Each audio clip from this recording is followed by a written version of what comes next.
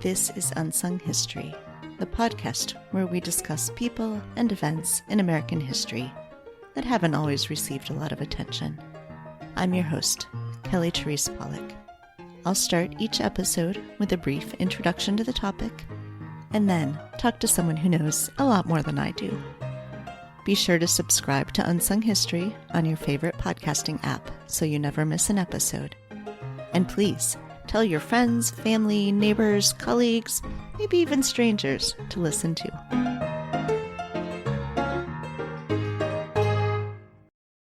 Today we're discussing the history behind the prevalence of Filipino nurses in the United States healthcare system. The archipelagic Republic of the Philippines is located in Southeast Asia.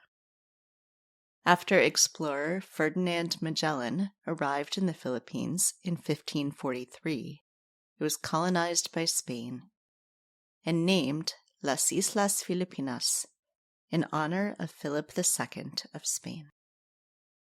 More than 300 years of Spanish rule left a lasting legacy in the architecture, language, and food of the Philippines. In 1896, a secret military society called the Katipunan launched the Philippine Revolution to break from Spanish rule. It wasn't the only conflict Spain was involved in. In 1898, the United States declared war on Spain, spurred on by the Cuban Revolution, where the U.S. was backing the revolutionaries. The Spanish-American War ended with the December 1898 Treaty of Paris, in which Spain ceded Puerto Rico, Guam, and the Philippine Islands to the U.S., along with temporary control of Cuba. On June 12, 1898, the Philippine revolutionaries had declared independence from Spain, and on January 21, 1899, the First Philippine Republic was established. However, the United States did not recognize the Republic, leading to the devastating Filipino American War. In 1902, the Philippine Organic Act established an American civil government in the Philippines. The United States saw itself as a benevolent colonizer, believing they were bringing Christianity, civilization, and public health practices with them. To that end, the United States established educational programs in the Philippines soon after it became a U.S. territory. In addition to elementary and secondary schools, the Americans set up nursing training programs with instruction and even licensure exams, all conducted in English. In 1916, the U.S. Congress passed the Jones Act, which said that the U.S. would recognize Philippine independence, quote, as soon as a stable government can be established therein, unquote. But they didn't set a date for such recognition. Filipinos repeatedly called for concrete steps to be established. And in 1934, Congress passed the Tydings-McDuffie Law, which was then accepted by the Philippine legislature, and which set up a 10-year transition period, after which the Philippines would be an independent country. In that 10-year period, World War II broke out, and the Japanese occupied the Philippines from 1942 to 1945. After the Japanese surrender, the United States recognized Philippine independence on schedule, with President Truman issuing Proclamation 2695 on July 4, 1946, and then with the signing of the Treaty of Manila. Independence would have limited immigration of Filipinos to the United States. But in 1948, the U.S. created the Exchange Visitor Program. The goal of the Smith-Mundt Act of 1948 was to, quote, promote a better understanding of the United States in other countries and to increase mutual understanding between Americans and citizens of other countries. Under this program, foreign professionals could visit the United States for 2 years.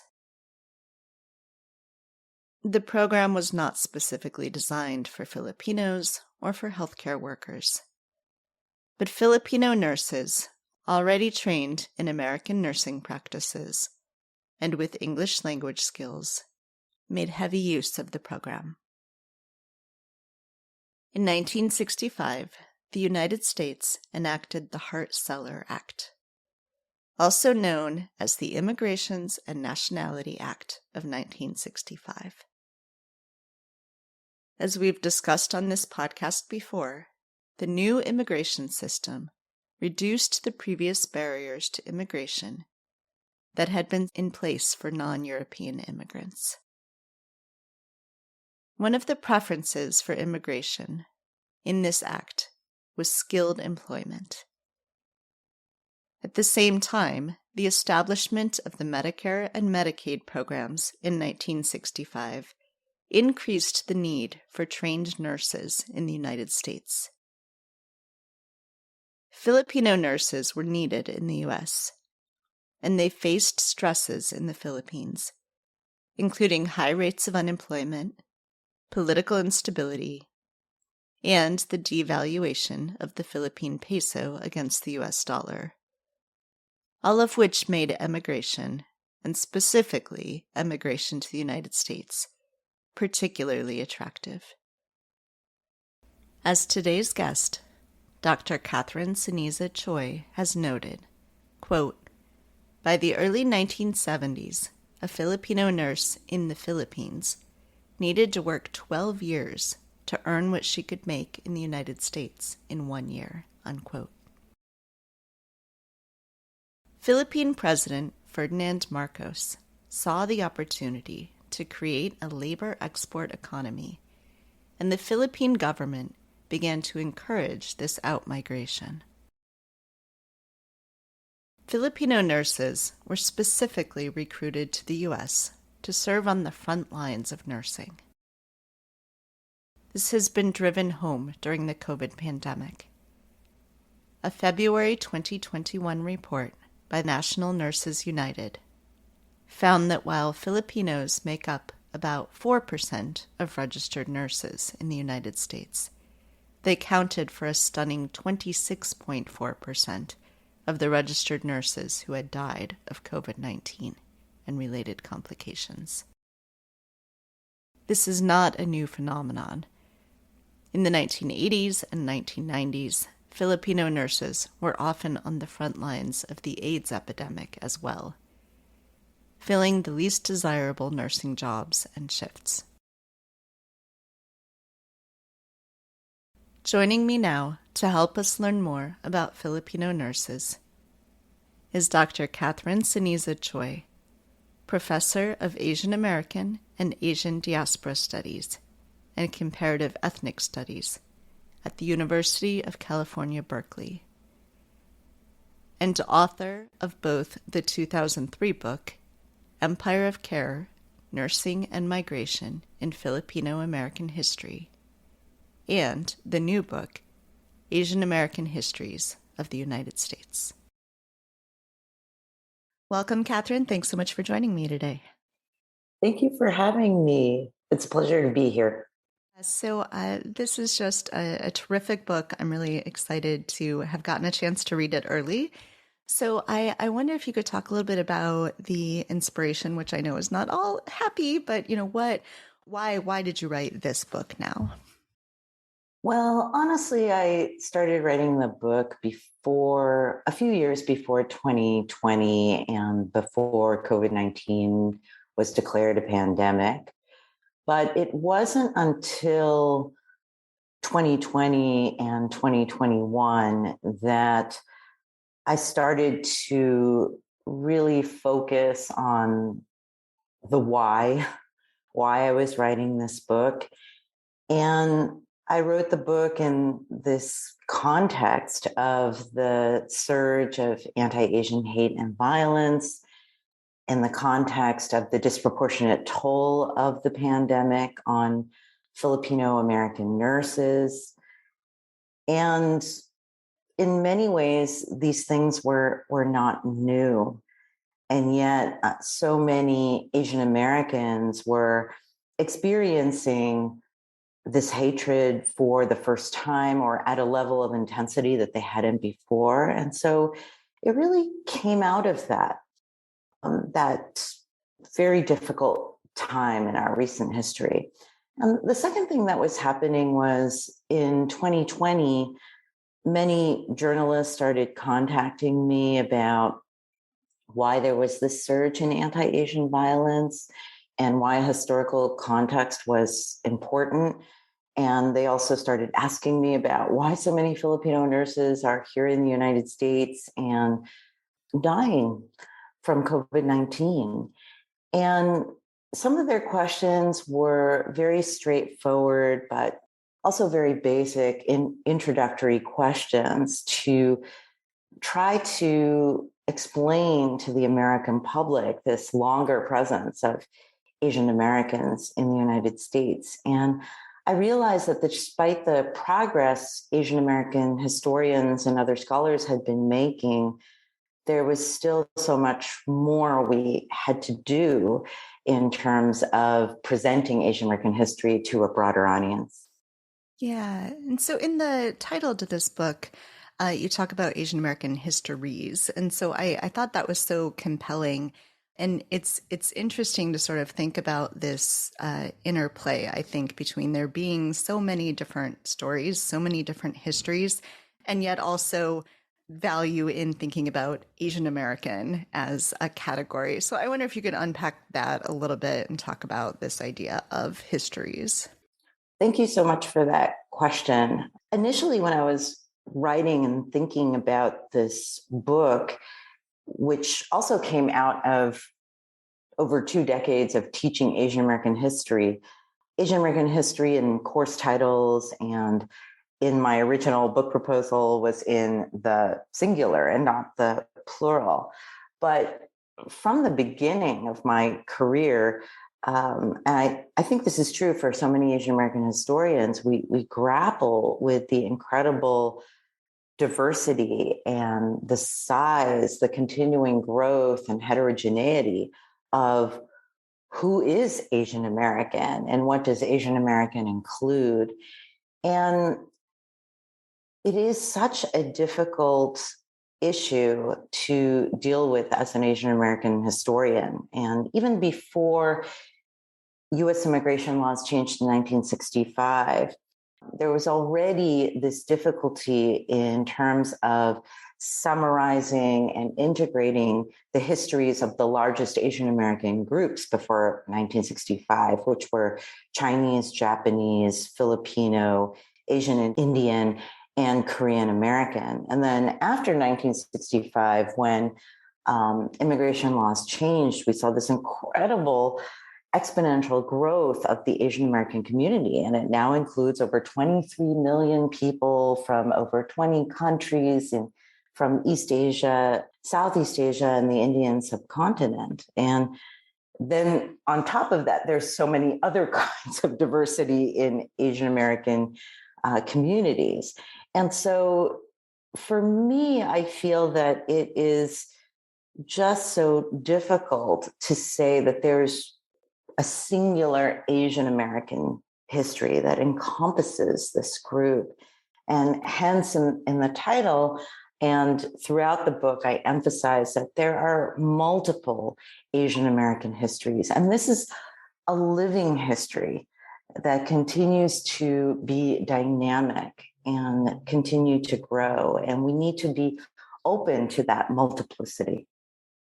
Yeah, and so I want to talk some then about the organization of the book, because you're looking at sort of different moments in history, in Asian American histories, and yet drawing connections from the past to the present and back and forth. And so I wonder if you could sort of talk us through how you decided to take this massive amount of story and information and put it into a book. Yes, that's always the challenge, I think, with historical work is this aspect of synthesis of previous scholarly conversations about your topic and then new research that has been done and your own original research and integrating all of those insights to create a narrative for the audience. And so that was a major challenge in this book. And so one of the unique aspects of the book is I take a nonlinear approach to the organization of the book. And we're often accustomed to history books starting from one origin point back in time and then moving forward in linear fashion to a more contemporary period or the present day. And I had thought about that kind of chronological organization for the book. But then, because of my experience and the broader Asian American community's experience in 2020 and 2021, I thought to myself, I want to structure this differently and have each substantive chapter feature one calendar year. And rather than begin in the second half of the 19th century, I'm going to have chapter 1 begin with the year 2020 and move back in time. And so the chapter 1 is 2020. Chapter 2 is 1975, and then it goes back to feature particular years, 1968, 1965, 1953, and concluding with 1869. And then each of the chapters is not solely about that or strictly about that calendar year, but rather that year and some of the major events that are happening during that year serve as a touchstone for a particular theme. And then each chapter goes back in time to show longer histories of that theme or that moment, and also to our present day to show how these histories and these particular years and events still resonate for us in the present, and that history truly is relevant. Yeah, I really appreciated it. I think it's, some of the individual things you were writing about were things, I had known about, especially from researching for this podcast. But seeing all these connections and how they resonate, I think was really powerful. And so I hope people will get the book and we'll see that piece of it. I wanted to ask too, you have these themes in the book. So you talk about violence, erasure, and resistance. And I feel like those are kind of the themes writ large of this podcast, although I've never expressed them in that way. So I wonder if you could talk about those themes, why those were the ones that you pulled out and sort of saw as recurring throughout these histories. Thanks so much for that question. Those are the three major themes of the book, and it was challenging to say, here are these three themes, because there's so many themes in this growing group of Americans in the 21st century. And again, going back to the year 2020 and 2021 as formative years, and experiencing not solely what was happening in terms of the pandemic and the surge in anti-Asian violence, but also the kinds of questions I was fielding from the media. Certainly, violence was a major theme that came up. And we say violence, it's one word, but it's really an umbrella category that encompasses so many different experiences. And oftentimes what we're familiar with and what the media will portray or analyze are the most egregious forms of violence. And there's certainly that in Asian American histories, but then there are all these other forms, whether it's shunning in public places, spitting, bullying, verbal harassment, as well as arson, massacre, lynching. And then the second theme of erasure or omission of Asian American experience from US history more broadly is something that I've been grappling with throughout my academic career and with my research.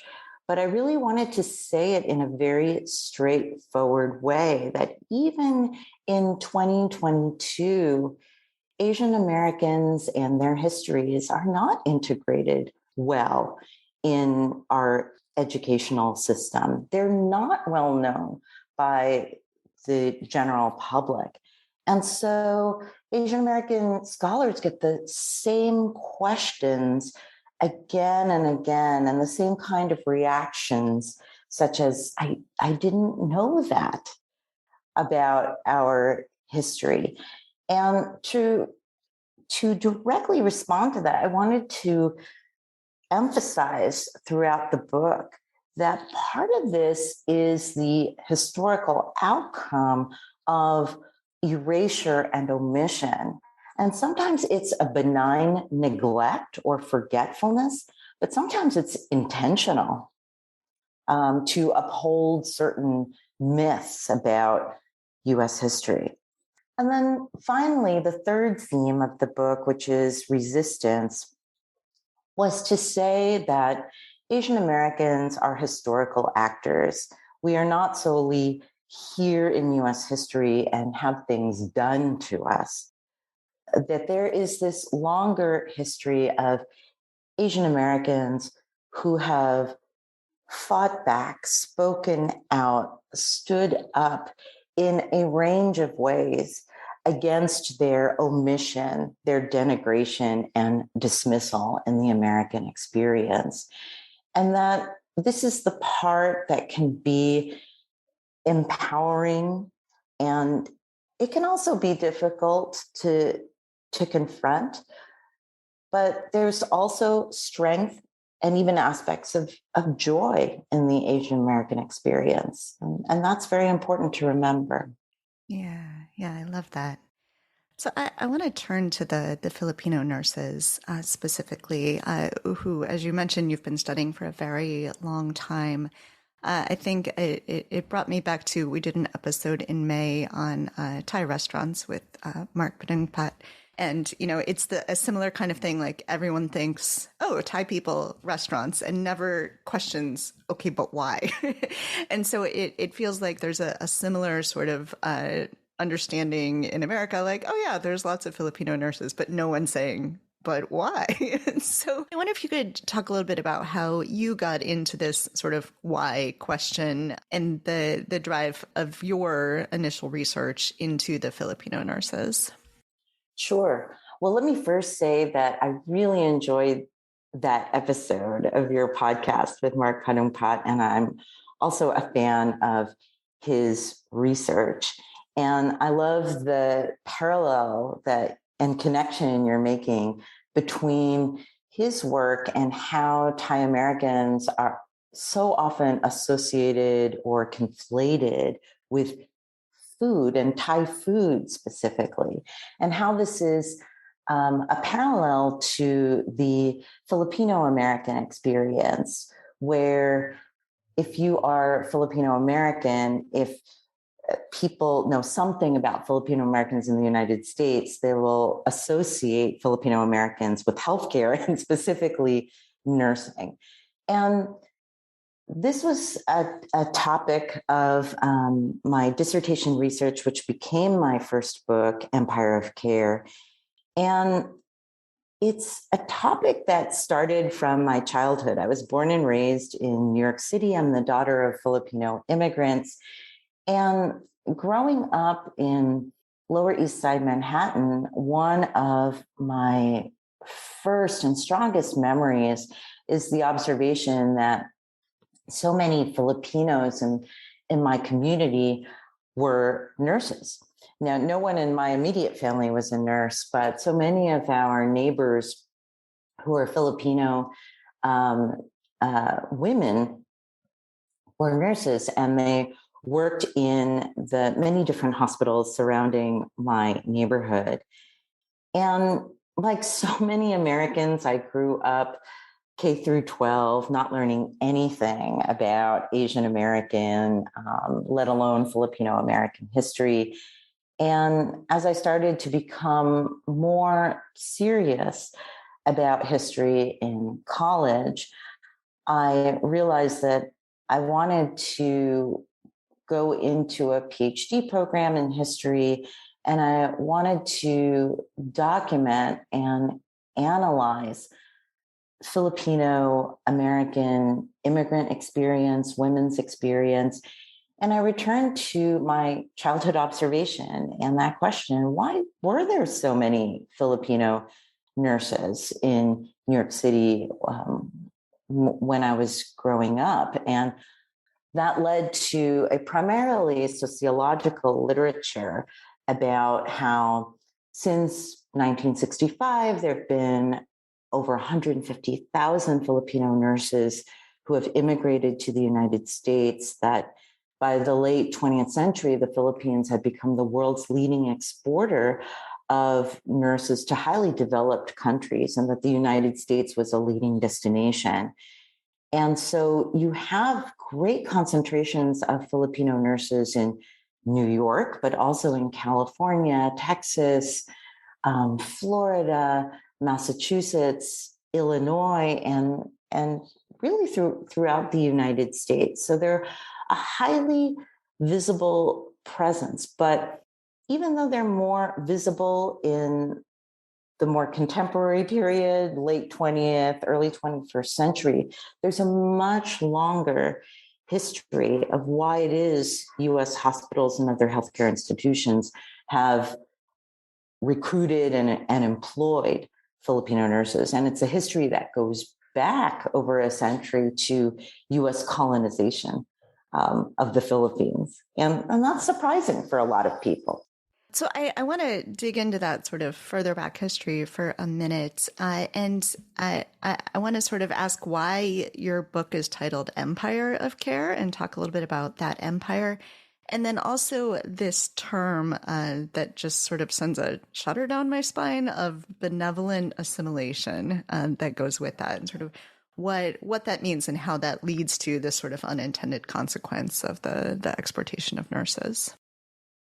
Well, I titled the book Empire of Care to emphasize the major themes of why so many Filipino nurses are in the United States. And one of the major reasons is this theme of US empire and US imperialism, and how that larger history of US expansionism and empire across the continental what we now know as the United States, but even across the Pacific Ocean and into places like the Philippines, was very much a part of this history of more contemporary migration. And then the care aspect is to refer to nursing as caregiving, and how part of US colonization in the Philippines, especially in the early 20th century, involved the establishment of Americanized hospital schools, which trained specifically Filipino young women to become nurses and caregivers, and trained them in an Americanized nursing curriculum, and compelled them to learn the English language. And those specific aspects of an Americanized nursing curriculum and English language fluency would then become the preconditions for the mass migration of Filipino nurses that we see today. Care also refers to a kind of approach of the American colonizers who went into the Philippines, and it relates to benevolent assimilation, which is a phrase that was historically used referring to a proclamation by US President William McKinley during that history, and this policy of benevolent assimilation, which signified that the United States was an exceptional colonizer. It was not a brutal or cruel imperial power like other Western nations, but rather was coming as a friend to the Philippines, and hence the benevolent aspect of it. And so Empire of Care is also referring to those themes of imperialism, caregiving, and benevolence.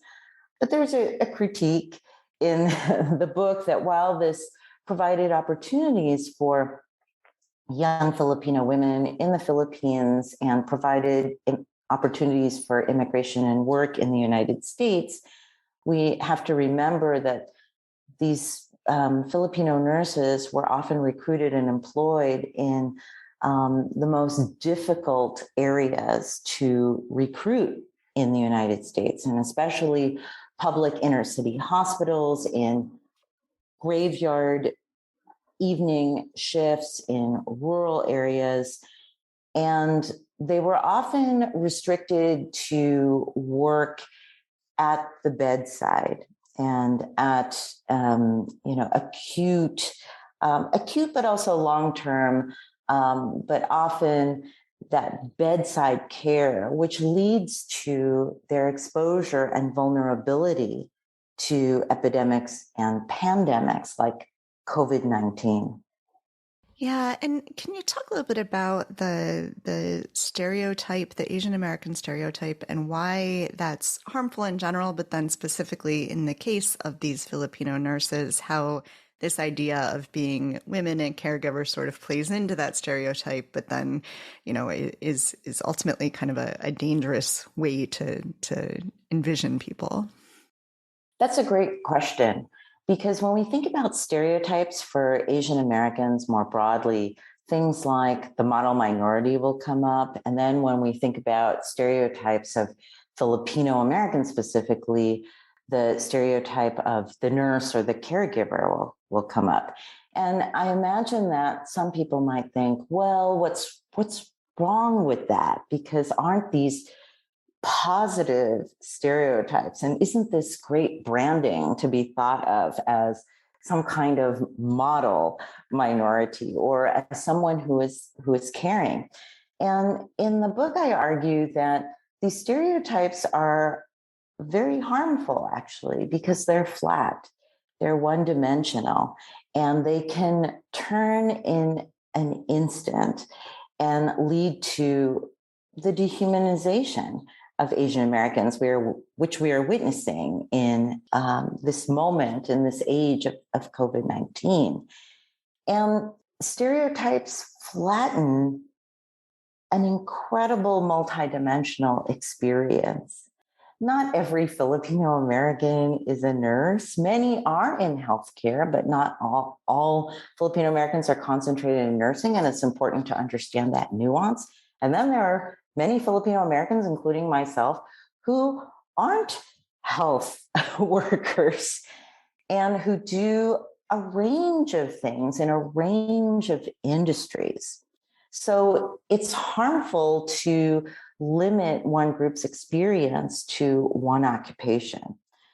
And while I think it is important to recognize the tremendous contribution that Filipino Americans and Filipino nurses specifically have made to care and to caregiving for the most vulnerable populations, especially here in the United States, it is absolutely important to emphasize that.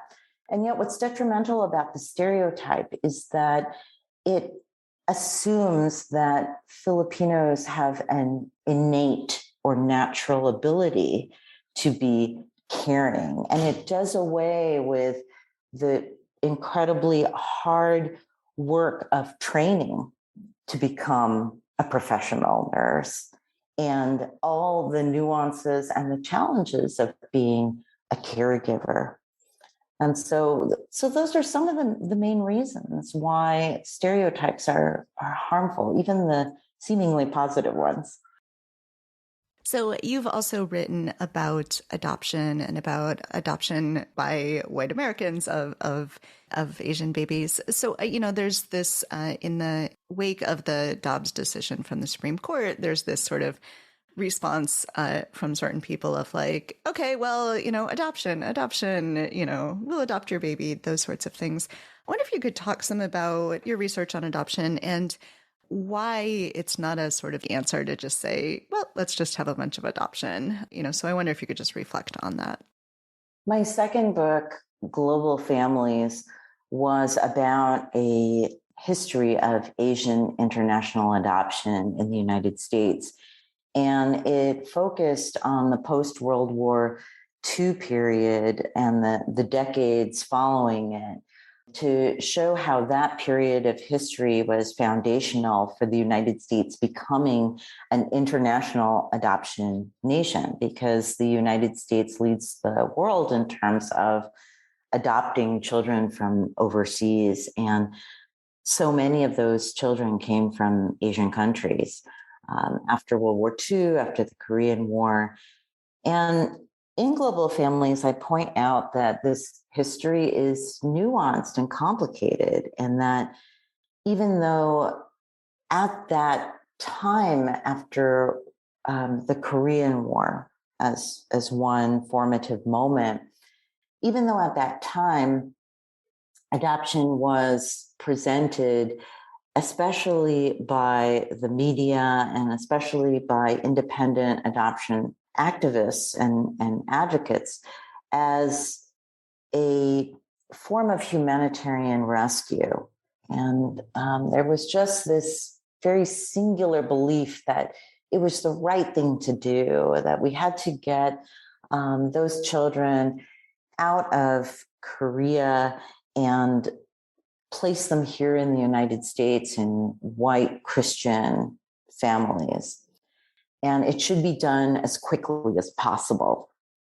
And what we've learned over time from many different historians, family historians, adoption historians, is that this was never a simple thing to do, and that it was quite complicated, and that there were some harmful effects. And sometimes these Asian children were moved from one abusive situation in their Asian country of origin to another one here in the United States. And we shouldn't be making these assumptions that it is the best solution for the child. And we have to research it carefully and make sure that the placement is done in the most ethical kind of way. So I have one last question for you, and that is at the end of the preface of Asian-American Histories, you say, "And so I write in the way I wish to live, without fear. I write with the desire to see our nation move forward with a sense of collective purpose that emphasizes compassion and care for all. From my research and teaching, I've learned that Asian-American histories can illuminate the way forward." I think I speak for a lot of Americans right now when I say I would also like to see the nation move forward with a sense of collective purpose. And so I wonder if you could just talk a little bit about the way that you see learning about Asian American histories as a way to help us sort of think through where we go from here. Well, thanks so much for engaging with the book. I appreciate that so much. And I think in regards to Asian American histories illuminating the way forward, one of the things that I'm so struck by in writing this book is that, as difficult as it was to confront violence and the erasure of Asian American experience, I was left in awe after researching and writing each chapter with the way in which Asian Americans over time have fought not just for their survival, visibility, and their ability to thrive, but to also try to extend that to the broader community. And that can be in terms of, well, taking care of Filipino nurses is about taking care of all American nurses and all the people who come in contact with these nurses and caregivers. So it's not solely about their specific ethnic group, but about the broader community experience. Or how Japanese American activists after World War II and their internment and unlawful incarceration wanted to make sure that this never happened again, not solely for themselves and their families, but for any American group, any immigrant should not be incarcerated without due process and should not be associated with being a convenient enemy. So this reminds me that we're all in this together and we really need each other to fight this pandemic and the other existential crises that we're facing as a nation and a world. Yeah, thank you for that. So tell everyone how they can get Asian American Histories. You can get Asian American Histories of the United States wherever books are sold, from online like bookshop.org, as well as other online sellers like Barnes & Noble and others. And you can also get it, if they don't have it in your public library or university, college, school library, ask them to get it. Excellent. I'll put a link in the show notes. And it is such a readable book. I think everyone should go. And I think whether people have essentially no background in Asian American history or know lots of stuff about Asian American history, they're going to get something really meaningful out of this book. So I hope everyone will go pick it up. Thank you. All right. Well, Catherine, thank you so much for joining me. I know I first reached out to you like a year ago to get you on the podcast, and I'm thrilled we finally made it work. Yes, I am too. And you can imagine, really last year where I was really just in the final stages of writing it. And yeah, it was a pretty challenging time. So thank you for your continued interest. I really appreciate it. Thanks for listening to Unsung History. You can find the sources used for this episode at unsunghistorypodcast.com. To the best of our knowledge, all audio and images used by Unsung History are in the public domain or are used with permission. You can find us on Twitter or Instagram at unsung__history or on Facebook at Unsung History Podcast. To contact us with questions or episode suggestions, please email Kelly at unsunghistorypodcast.com. If you enjoyed this podcast, please rate and review and tell your friends. MSW